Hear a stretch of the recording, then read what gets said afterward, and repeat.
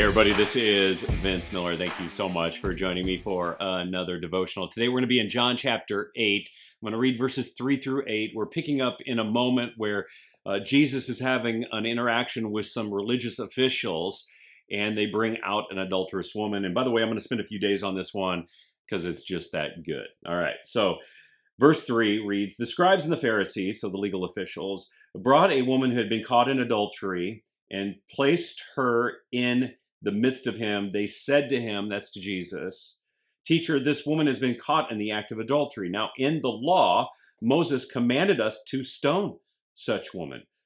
So what do you say?"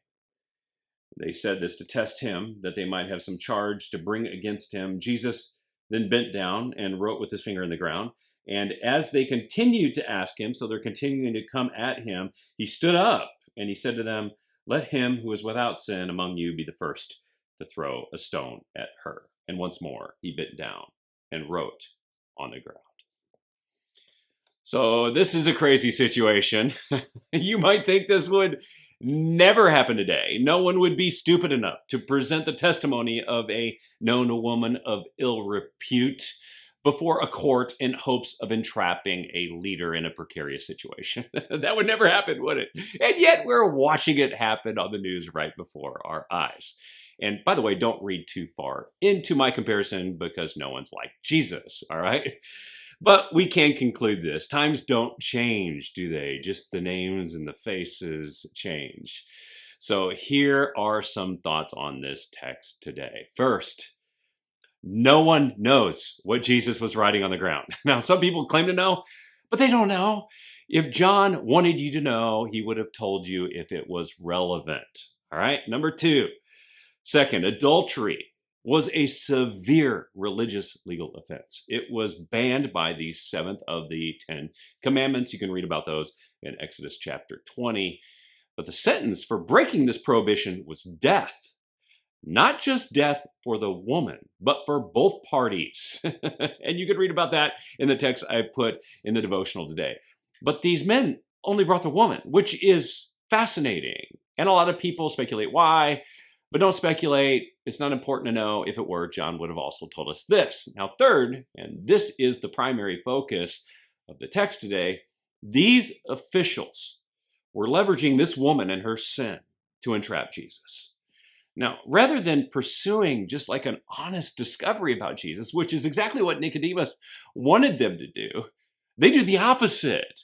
And now the scales are tipped. The religious elite has revealed their malicious intent. So they contrive this plan to test Jesus and his religious legal wisdom. They have already concluded two things about him. First, he extends grace to sinners. So they take a law that no one enforced for years and attempt to use it to entrap him, which is a cunning approach if you think about it. But these men were unprepared for how foolish this actually was. They asked Jesus how to deal with this woman's sin, but they have not considered their own sin. They have come to indict Jesus, but their inaction ends up indicting themselves. They have come to entrap Jesus, but Jesus ends up entrapping them. This is such a great moment. This is the vindication you have always wanted in your life, isn't it? And guess what? Jesus gets it. But why? Well, because there's no one as smart and sinless as Jesus. That's why. Now, here's your application for today. Listen carefully.